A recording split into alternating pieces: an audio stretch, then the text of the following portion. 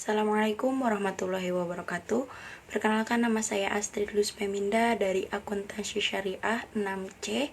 Tujuan saya membuat video ini yaitu untuk mempresentasikan seminar proposal yang dibuat oleh saya guna untuk memenuhi tugas akhir semester. Judul yang saya ambil pada seminar proposal ini yaitu pengaruh e-commerce, promosi penjualan, dan gaya hidup terhadap pembelian impulsif di Kabupaten Majalengka. Adapun pada poin yang pertama yaitu pendahuluan. Pendahuluan terdiri dari latar belakang, rumusan masalah, dan tujuan penelitian. Latar belakang dari penelitian ini yaitu adalah teknologi informasi dan komunikasi terjadi berkembang yang begitu pesat dan cepat. Peningkatan teknologi ini terjadi di semua negara, baik di negara maju maupun di negara berkembang. Begitupun atas negara yang ada di Asia. Perkembangan teknologi informasi dan komunikasi ini ialah salah satu peristiwa perubahan aktivitas sosial media bermula di setiap tahun ke tahun. Di dalam dunia perekonomian, dengan adanya teknologi informasi yang begitu canggih, paling utama yaitu internet, sangat bermanfaat dan juga berguna untuk e-commerce. E-commerce yaitu perdagangan yang lewat sosial media dan memakai jaringan yang berjenis telepon maupun internet. Dalam era yang dipengaruhi kemajuan teknologi digital, e-commerce menjadi platform yang sangat menarik perhatian bagi para pembisnis, terutama dalam bidang perdagangan dan fashion. E-commerce ialah merupakan jaringan online yang mampu diakses lewat komputer maupun handphone, dipakai dengan pelaku bisnis untuk melaksanakan kegiatan bisnis dan mendapatkan informasi mengenai bisnis. Keuntungan yang didapatkan oleh UMKM atau pembisnis yaitu adalah meminimalisir biaya operasional dan beberapa keuntungan lainnya seperti melakukan transaksi elektronik menggunakan teknologi berbasis data, teknologi non-komputer, email, serta sistem pembayaran e-dagang dan pengiriman barang.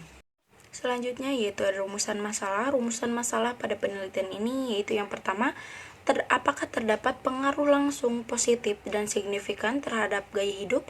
Yang kedua yaitu adalah apakah terdapat pengaruh langsung positif dan signifikan promosi penjualan terhadap gaya hidup? Yang ketiga yaitu apakah terdapat pengaruh langsung positif dan signifikan e-commerce terhadap perilaku pembelian impulsif? Yang keempat, apakah terjadi pengaruh langsung positif dan signifikan gaya hidup terhadap perilaku pembelian impulsif? Yang keenam yaitu apakah terdapat pengaruh langsung dan signifikan e-commerce terhadap pembelian impulsif melalui gaya hidup? Yang terakhir yaitu apakah terdapat pengaruh tidak langsung positif dan signifikan promosi penjualan terhadap pembelian impulsif melalui gaya hidup? Ada tujuan penelitian. Tujuan penelitiannya yaitu yang pertama untuk menganalisis dan mengetahui pengaruh e-commerce terhadap perilaku pembelian impulsif. Yang kedua yaitu untuk menganalisis dan mengetahui promosi penjualan terhadap perilaku pembelian impulsif. Yang ketiga yaitu untuk menganalisis dan mengetahui pengaruh gaya hidup terhadap perilaku pembelian impulsif. Selanjutnya yaitu adalah tinjauan pustaka yang terdiri dari penelitian terdahulu dan kajian teori. Yang pertama yaitu ada penelitian terdahulu. Penelitian terdahulu yaitu yang pertama ada dampak pembelian online di platform e-commerce Shopee terhadap kebiasaan konsumtif generasi milenial di Blitar oleh Maulidia Aziza dan Muhammad Aswan, volume 1, nomor 4 Juni 2022, yang hasilnya kehadiran platform e-commerce memiliki pengaruh yang positif dan signifikan terhadap generasi milenial. Yang kedua yaitu adalah dampak e-commerce, promosi penjualan dan gaya hidup terhadap keputusan pembelian spontan. Penelitian ini oleh Ahmad dari Universitas Jambi, Indonesia, volume 1 ISE 2 dan bulan Juni 2022, yang hasilnya pengaruh positif terhadap pembelian inklusif diperoleh oleh e-commerce, gaya hidup, dan promosi penjualan. Selanjutnya yaitu ada kajian teori. Yang pertama yaitu kajian inklusif. Menurut London dan Bita, kajian inklusif adalah yaitu perilaku konsumen yang tidak direncanakan secara signifikan. Mereka menggambarkan pembelian inklusif perilaku konsumen yang tidak direncanakan, di mana pembeli tersebut tidak melakukan tujuan yang signifikan. Hal ini berarti bahwa pembelian inklusif adalah salah satu pola perilaku konsumen yang ditandai oleh pembeli yang tidak dirinci dan tidak direncanakan. Pembelian inklusif menjadi fokus dan penelitian perhatian praktis sejak beberapa dekade lalu. Yang selanjutnya ada e-commerce. E-commerce yaitu berupa konsep baru yang biasanya digunakan untuk memproses jual beli dan tukar produk dan jasa informasi melalui internet. Selanjutnya yaitu ada promosi penjualan. Menurut Leibhaier dan Mr. Daniel, sebagaimana dikutip dalam Angelina 2022, menjelaskan bahwa promosi penjualan merupakan suatu komunikasi pemasaran yang berbeda dari periklanan, penjualan langsung, dan public relation. Tujuannya yaitu memberikan insentif jangka pendek kepada konsumen seluruh distribusi agar membeli produk atau layanan secara segera, baik dengan melalui penawaran, harga rendah, ataupun peningkatan tambahan. Selanjutnya yaitu ada gaya hidup. Menurut Sutisna, gaya hidup secara umum dapat dilihat sebagai pola kehidupan tercermin dari berbagai aktivitas sehari-hari, seperti pekerjaan, hobi, belanja, olahraga, dan interaksi sosial. Selain itu juga, gaya hidup juga melibatkan kemauan dalam makanan, keluarga, rekreasi, serta pandangan-pandangan pribadi tentang diri sendiri. Konsep ini mencakup aspek yang lebih luas, tidak hanya status sosial ataupun karakteristik kepribadian individu, tetapi juga isu-isu sosial, bisnis, dan produk. Gaya hidup yaitu merupakan serangkai tindakan yang memiliki signifikan baik bagi individu ataupun pihak lain dalam konteks umum, termasuk dalam interaksi sosial, pola komunikasi, hiburan, dan gaya berpakaian. Selanjutnya yaitu ada metodologi penelitian yang terdiri dari jenis penelitian, populasi dan sampel, dan teknik pengumpulan data.